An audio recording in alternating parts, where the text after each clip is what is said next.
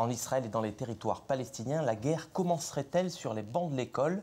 Lors de sa première visite à la Maison-Blanche le 15 février 2017, Binyamin Netanyahou désignait l'incitation à la haine comme le principal facteur de la persistance du conflit avec les Palestiniens. Alors qu'en est-il vraiment? Les uns et les autres s'accusent réciproquement. On va tenter d'y voir plus clair ce soir avec nos invités. En plateau avec moi, j'ai l'honneur de recevoir Myriam Darmoni Charbit. Bonsoir à vous, merci d'être là. Vous êtes directrice du programme Éducation civique et Vivre ensemble au Centre pour les technologies de l'éducation.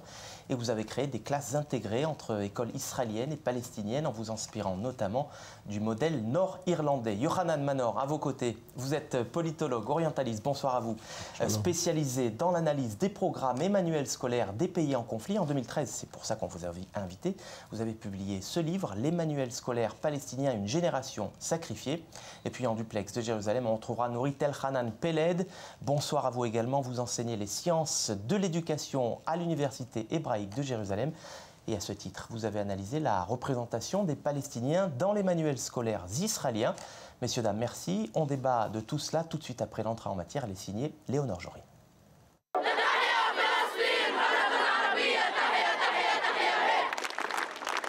Drapeau palestinien, hymne national, une cérémonie quotidienne au collège Amin al-Husseini. Une école nommée en souvenir de l'ancien grand moufti de Jérusalem. Le personnage est controversé, considéré ici comme héros de la révolte contre le mandat britannique en 1936. Il a aussi été un allié des nazis quelques années plus tard, lors de la Seconde Guerre mondiale. Pour les Israéliens, il s'agit d'une provocation. Gilad Erdan, ministre de la Sécurité intérieure, dénonce une incitation à la haine. Quand l'existence d'Israël est effacée des cartes dans les écoles, quand on donne à ces écoles des noms de terroristes ayant assassiné des dizaines de femmes et d'enfants innocents, il est très difficile pour les Israéliens de devoir faire des concessions qui pourraient risquer leur vie et celle de leurs enfants. Du côté palestinien, on dément. Nos livres n'incitent pas les enfants à la haine, ils les éduquent. C'est notre droit fondamental et aucun pays dans le monde ne peut nous interdire d'enseigner notre histoire. Notre programme est palestinien et nationaliste.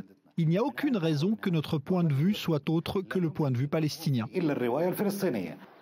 Chacun se renvoie la balle. Les Palestiniens accusent à leur tour Israël de propager la haine, évoquant par exemple des exercices de mathématiques mettant en scène des soldats, ou encore d'effacer l'existence de leur peuple dans les manuels scolaires israéliens.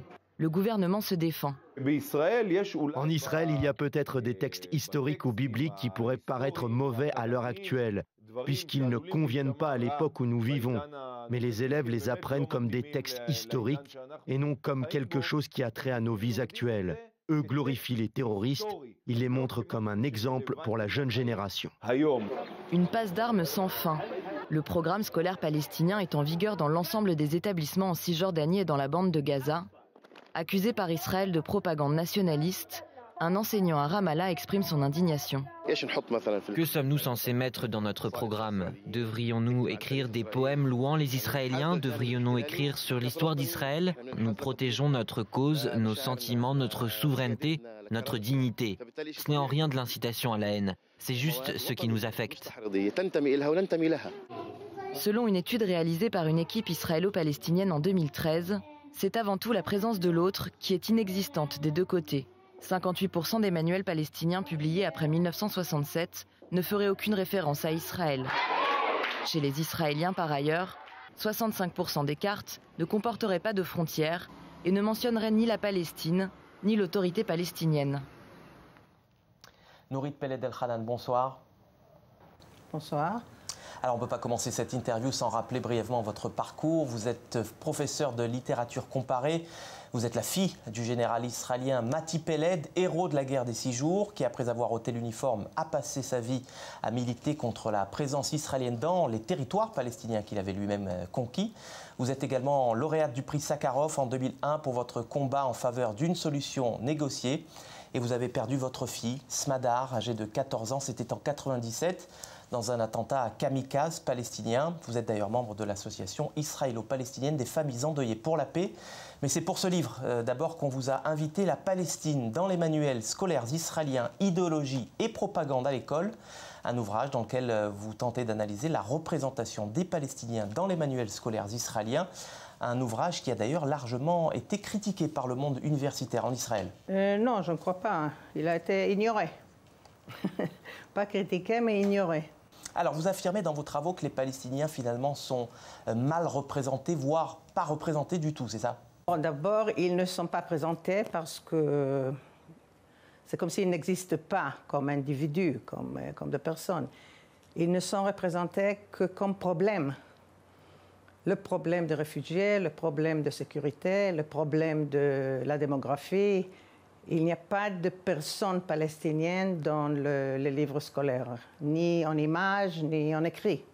Ils ne font pas partie de la société israélienne, de tout ce qui arrive à Israël, juste comme ils ne sont pas inclus dans la vie sociale et culturelle en Israël en dehors des manuels scolaires.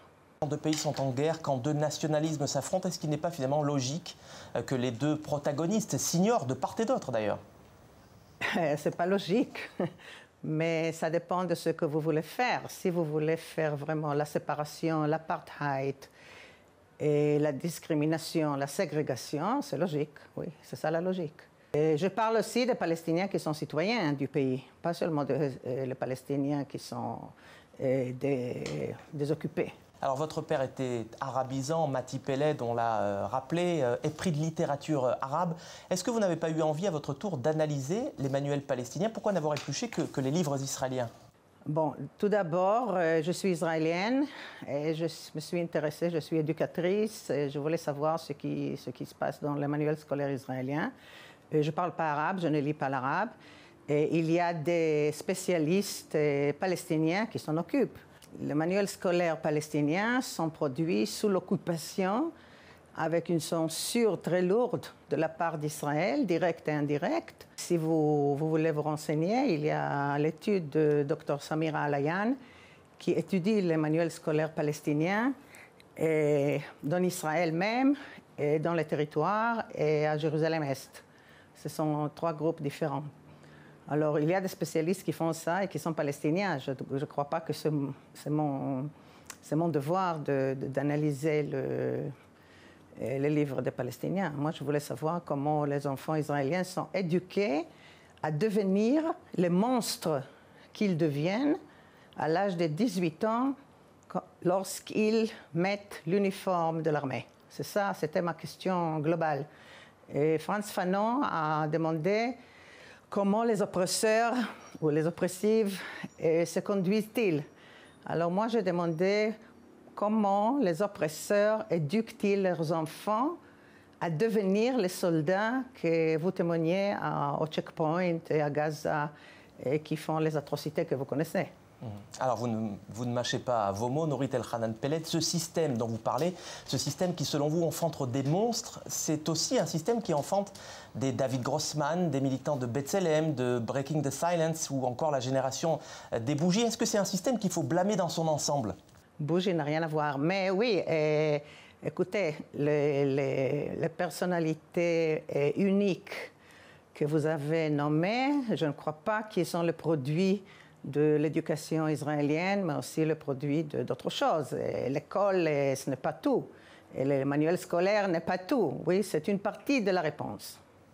Si j'ai cité David Grossman, Norit Elchanan Peled, c'est parce que c'est aussi un père endeuillé. Il a perdu son fils au combat lors de la Seconde Guerre du Liban. Il était pacifiste, on ne peut pas le remettre en question. Et pourtant, il ne s'est jamais opposé à ce que son fils porte l'uniforme pour défendre son pays. Je ne suis pas ici pour juger David Grossman. Ce que je veux dire, c'est que peut-être que l'école israélienne enfante aussi des gens qui savent réfléchir. Peut-être. Oui, mais pour la plupart, je crois que l'objectif le plus clair du système éducatif israélien est de produire des soldats.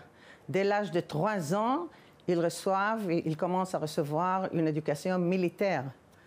Et dès l'âge de 3 ans, ils commencent à être bourrés de la Shoah. C'est-à-dire, on leur enseigne que nous sommes tous toujours victimes et qu'il nous faut une grande armée très très forte pour exister même.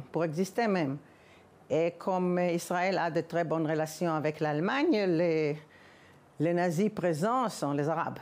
Ce n'est pas seulement dans les livres scolaires. Dans les livres scolaires, comme je vous ai dit, les Palestiniens ou les Arabes aussi sont présentés comme des problèmes, comme des ennemis, et même les citoyens, comme des gens primitifs, vilains, hors la loi, qui ne veulent pas payer des taxes, etc., etc. On les démonise, on les déhumanise pour connaître cette image du voisin même, oui, du voisin. Et comme s'il est un monstre. Aussi dans les images, comme je vous ai dit, il n'y a pas d'image de personnes arabes ou de personnes palestiniennes dans toutes les centaines de livres scolaires israéliens, mais toujours les représentations sont stéréotypiques. Il y a ou même les hordes de réfugiés, le paysan primitif et les enfants terroristes ou une caricature raciste de Ali Baba. Et ça, chaque fois qu'on parle des citoyens, les citoyens arabes en Israël sont des médecins, sont des chercheurs, sont des danseurs, sont des cinéastes, etc.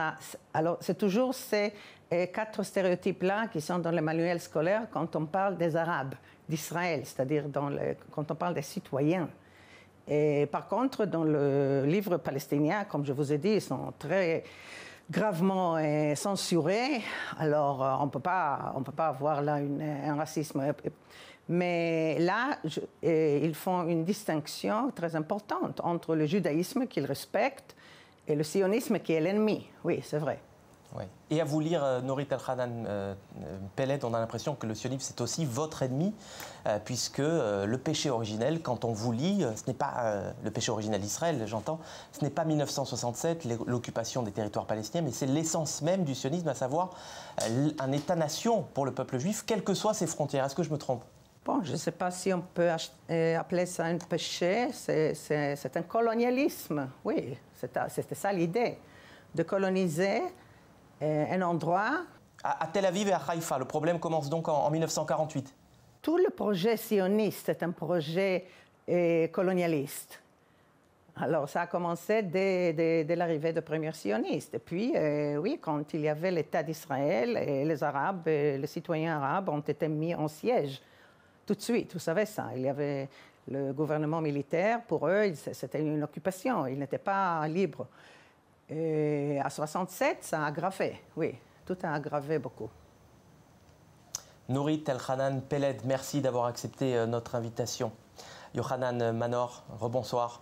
Je disais, vous avez analysé les manuels scolaires dans les pays en conflit, notamment en Israël, une réaction peut-être à chaud à ce qui vient d'être dit. D'abord, je voudrais dire que j'étais à la tête, j'ai fondé un institut qui est spécialisé dans l'analyse des manuels scolaires des pays du monde entier, et notamment de ceux du Moyen-Orient. Et cet institut, son objectif, c'est de voir dans quelle mesure les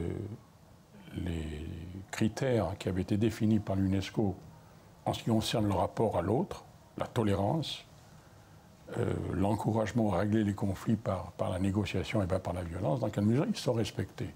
Et ceci a été appliqué à tous les pays, pas seulement aux Arabes, pas seulement à Israël, mais également à la Turquie, à l'Arabie saoudite, à l'Iran, à des écoles qui fonctionnent, des écoles musulmanes aux États-Unis, en Amérique du Nord, etc. Donc, je vous parle d'une approche universelle, à partir de critères universels. Et ce n'est pas moi qui ai fait ça, ce sont des dizaines... Est-ce que les manuels scolaires d'Israéliens forment je vais y arriver, j'ai bien entendu ce qu'elle a dit, mais avant de répondre comme elle a dit, il faut comprendre que je parle au nom d'un institut qui a fait fonctionner des dizaines de chercheurs, pas un ou deux. Moi-même, je n'ai participé qu'à 2 ou 3 recherches, mais nous avons des dizaines de chercheurs qui ont travaillé là-dessus. Et de ce point de vue-là, en particulier sur le manuel scolaire israélien, puisque c'est de ça qu'il s'agit, bien que je pense aussi qu'elle a touché indirectement à celui des manuels, des choses scandaleuses d'ailleurs. Il n'y a aucune censure sur les manuels palestiniens. C'est un mensonge éhonté, où ça montre qu'elle est une ignare, ce qui est plus grave. Mais ça, je le laisse de côté. Je reviens au manuel israélien. Les manuels israéliens ont été étudiés en 3 rapports. Il y a eu 3 rapports de cet institut. 3, pas 1. Ces travaux sont très anciens. Les travaux dont moi je parle, ce sont les travaux de 2001, 2010 et 2016. En 2016, Dr Yael Seker a fait une mise à jour de ces travaux sur à peu près 123 manuels israéliens. Et donc, Elle a au contraire mis le doigt sur le fait qu'il n'y avait pas de stéréotypes contre les Palestiniens et les Arabes, qu'il y avait une reconnaissance de l'identité nationale des Palestiniens, de leur mouvement national, et que les accords d'Oslo sont présentés comme étant le premier pas d'un début de reconnaissance mutuelle avec l'échange des lettres entre Arafat et Rabin. Alors vous avez publié au Hanan Manor ce livre, les manuels scolaires palestiniens, une génération sacrifiée, des manuels palestiniens que vous avez épluchés pour arriver à quel constat? Là, vous me coupez l'herbe sous les pieds parce que je voulais juste ajouter. Allez-y, très rapidement. Pour les manuels israéliens, ce qui est notable, c'est au contraire l'absence de stéréotypes, c'est l'enseignement à la coexistence, c'est l'espoir que cet accord dont je vous parle, il est justement pas il n'est plus présenté dans les manuels palestiniens. Il est présenté dans les manuels, les accords d'Oslo. Il y a beaucoup d'accords, il y a 4 accords d'Oslo. Donc il y a toute une série qui sont des accords de coopération. Israël et les Palestiniens et pour ce qui est des Palestiniens, qu'est-ce qu'on trouve dans les livres palestiniens, puisque vous avez travaillé oui, mais la première chose sur laquelle ils ont coopéré, c'est la création d'une autorité palestinienne. Il y a aujourd'hui, depuis plus de 20 ans, une autorité palestinienne qui existe à cause d'un accord qu'il y a eu entre Israël et les Palestiniens. Et donc, dans et ces accords-là, on ne les retrouve pas dans les manuels scolaires palestiniens? Absolument pas. Justement, ceci est totalement... Il y a eu une époque, lorsqu'Abou Mazen était Premier ministre, où ils ont mentionné ces accords. Et où ils ont même mentionné le nom d'Israël sur une carte. Mais ceci n'existe plus. Il y a une régression lamentable, vraiment basique. Est-ce qu'on trouve, par exemple, dans les livres des manuels de géographie, la carte de la Palestine, ou tout du moins les zones autonomes? Ah non. Est-ce qu'il figure dans les... Non, ça ne figure pas du tout. Et dans les livres israéliens? Pas seulement sur la géographie, et dans les livres sur tous les manuels. Dans les livres israéliens, il figure? Bien sûr, bien évidemment. Myriam Darwin-Charbit. Non. Non. Nous enfin, dans l'ONG où je travaille, on écrit les livres de géographie. La ligne verte n'est plus indiquée depuis au moins une dizaine d'années. Hein. Non, mais je ne parle pas de la ligne verte. Mais excusez, je parle des accords d'Oslo qui mentionnent la zone A, B et C, qui sont des zones qui ont été conclues entre Israël et l'autorité palestinienne. Je ne parle pas, je m'excuse beaucoup, vous parlez de la ligne verte, qui est une ligne de démarcation qui était entre Israël et la Jordanie. Ça n'a aucun à voir avec les Palestiniens. Entre-temps, il y a eu des accords de passé, il y a eu une reconnaissance mutuelle. Ceci ne figure plus du tout dans les manuels palestiniens. C'est une régression. À l'époque où Abou Mazen était Premier ministre, l'année d'après, il y a eu un changement positif. Il a mentionné les accords d'Oslo, il a également mentionné le fait qu'il y avait un début de processus, et même le nom d'Israël a figuré sur 2 cartes. Ce qui ne s'était jamais vu. Ça n'existe plus. Tout ceci a été totalement éradiqué. Donc le malheur, c'est qu'il y a eu un progrès à un moment, il y a eu une régression, et au cours, le dernier rapport, là, sur les Palestiniens, qui date de 2018, donc qui date du mois de janvier, il est encore beaucoup plus affligeant, parce que là, c'est l'objectif qui est présenté aux enfants palestiniens, l'enseignement qui est présenté, l'éducation qui est présentée, c'est qu'il faut éradiquer les Juifs, purement et simplement. Vous entendez bien ce que je vous dis. C'est pas reconnaître, c'est pas arriver à un accord, c'est pas coexister, c'est pas négocier, c'est pas les accords d'Oslo sous toutes leurs différentes formes. Non, c'est éradiquer. Il faut se débarrasser. Le Premier ministre israélien a raison de dire que c'est le principal facteur, l'incitation à la haine, la glorification du terrorisme, comme il le dit. Il n'y a jamais qu'un seul facteur. C'est un facteur important, parce que c'est comme ça que la jeunesse est formée. Et ça c'est une démarche qui a été faite par l'autorité palestinienne. Et d'ailleurs, c'est pour ça que différents pays, alertés par nos rapports à l'Union européenne, en Angleterre, ont maintenant décidé de couper tous les fonds tant que ces choses ne sont pas rectifiées et qu'il n'y a pas un enseignement à la coexistence. C'est tout récent. Il y a une décision de l'Union européenne qui date d'il y a quelques mois là-dessus. Est-ce qu'on peut enseigner à la coexistence sur Hanan Manor quand il y a un tel déséquilibre entre les deux statuts, à la fois israélien et palestinien, quand il y a un peuple palestinien qui n'est pas encore indépendant, qui n'a pas encore accédé à l'indépendance nationale? Est-ce qu'on peut facilement comparer les deux systèmes éducatifs? Oui, on peut les comparer. Pour la première raison, c'est qu'il y a eu, entre ces deux entités politiques, parce que les Palestiniens ont une entité politique, ils ont une représentation, qui a des pouvoirs, Il y a d'ailleurs une négociation très intense sur le plan économique, sur le plan de la sécurité. C'est pas des choses... Ceci n'est pas enseigné aux enfants. Ils ne savent pas que leurs représentants, leur gouvernement coopèrent, leurs ministres. Je pense sur le plan de l'environnement, je pense sur le plan de l'eau. Israël fournit aux Palestiniens, suivant un accord, plusieurs millions, dizaines de millions de mètres cubes. C'est pas par hasard, c'est pas énorme, c'est pas un problème. Bon, c'est comme elle le fait pour la Jordanie, mais ça n'est pas du tout enseigné. C'est aussi une particularité. Est-ce qu'on ne pouvait pas comprendre? Non, on ne peut pas comprendre. Quand on a pris la décision d'aller ensemble, d'avancer l'autonomie vers l'indépendance, et que les négociations n'ont pas avancé, ben, il faut dire il y a des problèmes, d'accord? Il faut en parler, honnêtement, objectivement. Et ce n'est pas une excuse pour prôner, c'est tout simplement les manuels scolaires palestiniens à l'heure actuelle prônent la guerre, prônent l'élimination des Juifs, purement et simplement. C'est inadmissible. Aucune explication à ça. Merci Yochanan Manor. Nourit Peled El-Khadan, vous avez analysé les livres, mais qu'en est-il de ceux qui les enseignent? On va aller sur le terrain pour cette deuxième partie de l'émission, grâce à vous, notamment Myriam Darmoni-Charbit. Ne bougez pas, on se retrouve tout de suite après une courte pause. Soyez les bienvenus, la suite du Mag-Orient, on est de retour sur ce plateau avec Yochanan Manor et Myriam Darmoni-Charbit. Bonsoir. Bonsoir. Je rappelle que vous dirigez le programme Éducation civique et Vivre ensemble au Centre pour les technologies de l'éducation, c'est une ONG indépendante. Et vous êtes posé cette question, comment juifs et arabes pouvaient-ils construire la paix alors que leurs enfants ne jouaient même pas ensemble à la cour de récré? C'est à partir de ce constat qu'une initiative de votre organisation a vu le jour, des classes mixtes judéo-arabes, voire même israélo-palestiniennes, y compris dans la ville sous haute tension de Jérusalem. Et vous êtes l'une des architectes de ce projet, on n'en est pas peu fiers, puisque vous êtes franco-israélienne, on en va en parler, c'est peut-être une inspiration républicaine. Cette année à Jérusalem, quand tous les projecteurs étaient rivés sur l'ambassade américaine, sur le transfert de l'ambassade américaine, ou encore sur les attentats au couteau, eh bien 600 élèves ont étudié ensemble des matières comme l'anglais, l'hébreu, l'arabe, le chant ou encore le théâtre. On va regarder, si vous voulez bien, cet extrait d'une prof arabe qui rappelle à ses élèves à quel point l'hébreu et l'arabe sont des langues sœurs. Yad, yad. Salam, shalom. Sha'ar, sha'ar. Ozen, ozon. Asnaz,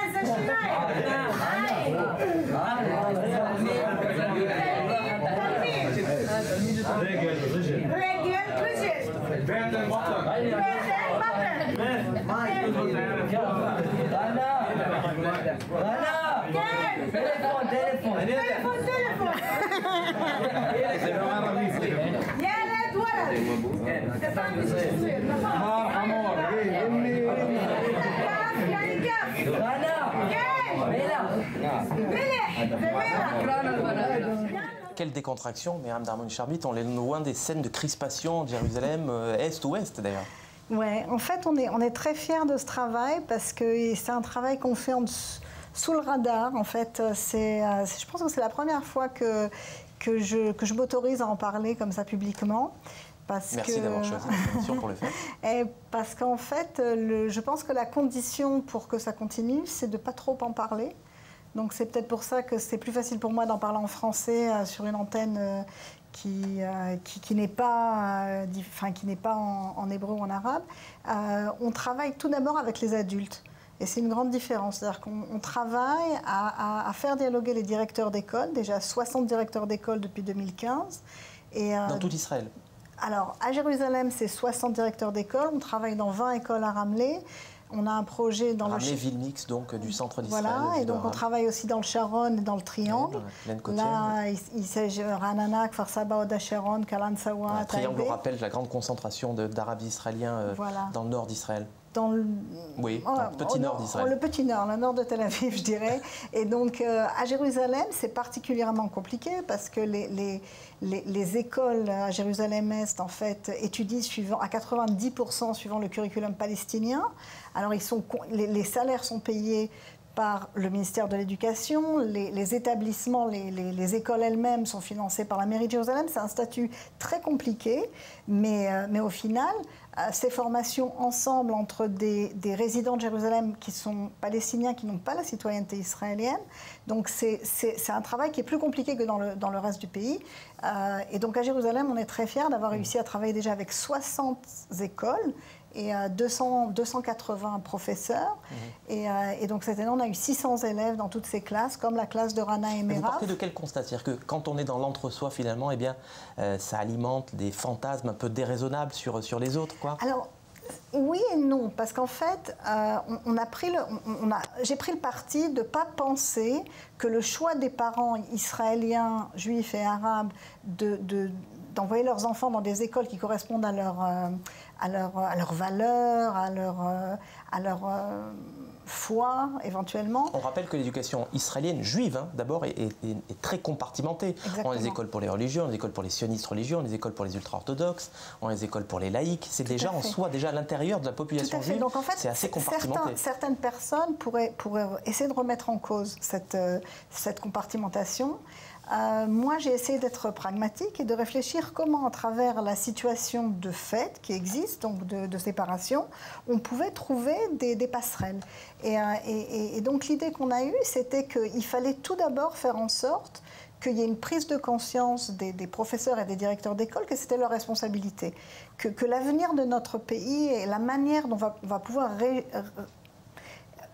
s'occuper de manière constructive de l'avenir des relations entre les groupes, les différents groupes qui constituent la société israélienne, ça dépend beaucoup de l'éducation et ça dépend beaucoup des professeurs et des directeurs d'école.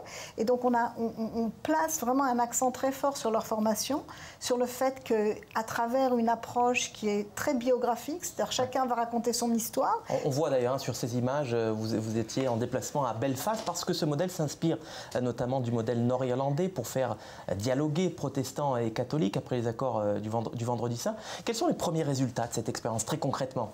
Alors d'abord, on crée entre les directeurs d'école et les professeurs de bonnes relations. Et les bonnes relations, c'est la base de tout. Parce que le problème qu'on a à Jérusalem et dans d'autres endroits en Israël, c'est que les Arabes ont peur des Juifs et vice-versa. En général, les Juifs pensent que c'est seulement les Juifs qui ont peur des Arabes, mais c'est complètement vice-versa. D'abord, d'une part. Et en plus, ce qui se passe ensuite, c'est que quand il y a de bonnes relations et que les gens se réunissent à travers un statut d'éducateur, ce qui les réunit, c'est leur goût à enseigner de manière innovante, de manière intéressante, et de faire en sorte que leurs élèves apprennent mieux et plus. Et donc, quand on enseigne ensemble dans une même classe l'hébreu à l'arabe, comme dans l'exemple que vous venez de montrer, c'est ludique. Ça se passe bien, ça se passe dans une ambiance... Avec des différences idéologiques énormes. Vous me racontiez en coulisses qu'il y a des élèves d'écoles de Jérusalem-Ouest, très à droite, très religieux, avec des écoles palestiniennes. Donc ce n'est pas des bobos tel-aviviens laïcards qui se prêtent à ce petit jeu finalement. Ce qu'on a décidé de faire comme un parti pris, c'est de travailler avec les adultes sur les positions, sur les valeurs, éventuellement aussi sur les positions politiques, alors qu'avec les enfants, on s'abstient de ça complètement. Et on essaye vraiment de travailler sur les contenus scolaires. Alors je le disais, vous avez grandi en France, Myriam Darmoni-Charbit. Est-ce que vous voudriez aller plus loin? Parce que pour l'instant, ce projet est circonscrit, c'est des cours en commun. Est-ce qu'on peut imaginer demain des écoles intégrées? Ou une école républicaine à la française, par exemple? Je pense que ça ne va pas être possible en Israël. Mais je pense que par contre, l'idée de campus où il y aurait une école arabe, une école religieuse, une école laïque, et où on partagerait par exemple les laboratoires, les installations sportives, etc., ça pourrait être une bonne idée. Parce que d'abord, c'est une chose qu'ils font en Irlande du Nord, parce que ça réduit les coûts. Et puis en même temps, ça crée comme ça une espèce de dynamique on est ensemble, mais on conserve notre identité. Certaines choses on va faire ensemble, certaines choses on va faire séparément. Donc par exemple, nous, on essaye vraiment de ne pas toucher aux sujets sensibles, aux sujets très forts d'un point de vue identitaire, parce qu'on a le sentiment que là, ça va tout de suite devenir très compliqué. Mais quand on parle d'anglais, d'hébreu, d'arabe éventuellement, des arts, etc., c'est beaucoup plus simple. Ça met tout le monde d'accord. Le ministre de l'Éducation actuellement, c'est un sioniste religieux, chef de file du parti sioniste religieux Naftali Bennett. Est-ce que vous avez le sentiment qu'on vous met des bâtons dans les roues? Alors écoutez, ce qui est intéressant, c'est que nous dans le cadre de mon travail, on travaille en très très proche collaboration avec le ministère de l'Éducation et avec la municipalité de Jérusalem et les autres municipalités dans lesquelles on travaille, parce qu'on considère que sans un soutien institutionnel très fort, les professeurs et les directeurs d'école ne pourraient pas participer. Alors il y a 2 ans, à votre place, Myriam Darmoni-Charbit, il y avait une cinéaste franco-israélienne, Tamara Erdé. Elle était venue nous présenter son premier film documentaire, This is my land. On va regarder tout de suite un extrait, je voudrais vous faire réagir juste après.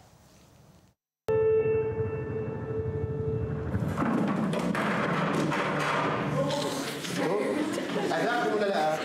أزعجكم ولا لا؟ مش هاي الفرق. عرفتوا كيف بدي أوصلكم المسألة هاي؟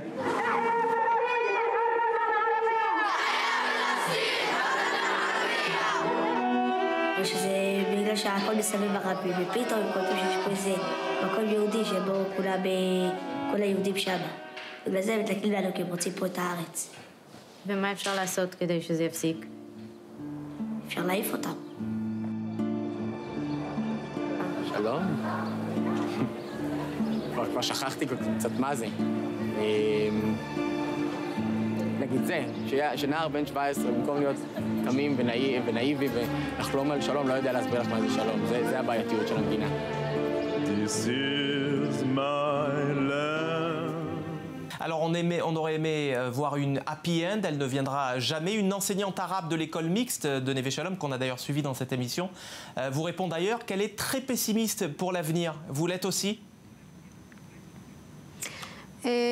Oui et non. En fait, effectivement, si on regarde la réalité comme elle est aujourd'hui, on n'a pas beaucoup de raisons d'être optimiste. Mais en même temps, moi, pendant cette année scolaire dans laquelle j'ai tourné ces films, j'ai vu vraiment comment l'éducation a un énorme pouvoir. Et pour moi, vraiment, l'éducation peut changer les choses. Ils peuvent changer les façons dont les futures générations voient les choses et se comportent. Et je pense que si on utilisera l'éducation d'une autre manière, d'une manière qui peut amener ce changement, on a vraiment une raison d'être encore optimiste.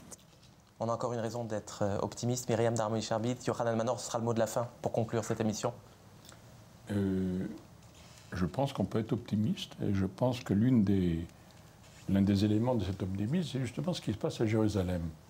Au moment de la guerre des 6 jours, il y avait un projet qui voulait être imposé par Israël, que le curriculum israélien soit enseigné aux Arabes de Jérusalem-Est. Et la population était opposée. Et Israël a accepté cela. Maintenant, depuis 2 ans, c'est la population arabe de Jérusalem qui veut passer au curriculum et c'est un processus qui est en voie.